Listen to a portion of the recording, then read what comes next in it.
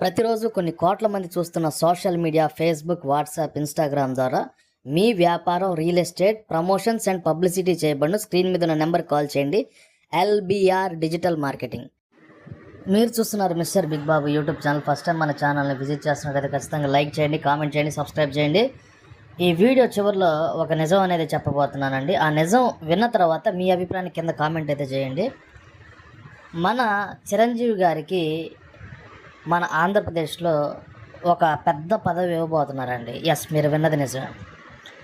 Megastar Chiranjeevi గారు గత 55 సంవత్సరాలుగా 50 సంవత్సరాలుగా వాళ్ళ ఫ్యామిలీ మెంబర్స్, వాళ్ళ చుట్టాలు, పవన్ కళ్యాణ్ గారు 50 ఏళ్ళుగా హైదరాబాద్లోనే ఉంటున్నారు. హైదరాబాద్లోనే సొంత ఇళ్ళు ఉన్నాయి. ఇక్కడ ఆంధ్రాలో ఎటువంటి సొంత ఇల్లు లేదు.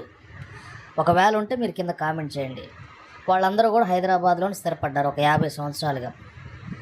అయితే ఆంధ్రప్రదేశ్లో మెగాస్టార్ చిరంజీవి గారు గెస్ట్ హౌస్ కానీ, విజయవాడ కానీ, గుంటూరు కానీ ఎటువంటి స్టూడియోగా కూడా ఇక్కడ లేదు. చాలామంది కింద కామెంట్ ఏం పెడుతున్నారంటే ఆంధ్రప్రదేశ్లో ఒక స్టూడియో లేదు. విజయవాడ, గుంటూరులో 14 ఏళ్ళు అవుతుంది సపరేట్ అయిపోయి, ఒక చిన్న స్టూడియో లేదు. తెలుగు ఫిలిం ఇండస్ట్రీకి సంబంధించింది మొత్తం కూడా హైదరాబాద్లోనే జరిగింది. గుంటూరు, విజయవాడలో ఒక్క స్టూడియో కూడా లేదు, ఒక్క షూటింగ్ కూడా జరిగినది లేదు. గత 14 సంవత్సరాలు గుంటూరు, విజయవాడలో ఏదైనా షూటింగ్ జరుగుంటే మీరు కింద కామెంట్ చేయండి. అయితే కింద కామెంట్లు పెడుతున్నారు, ఎందుకు పదవి అంటూ కింద కామెంట్లు పెడతారు. చూడండి, నేను ఈ వీడియో చివరిలో ఒక నిజం చెప్తానన్నాను.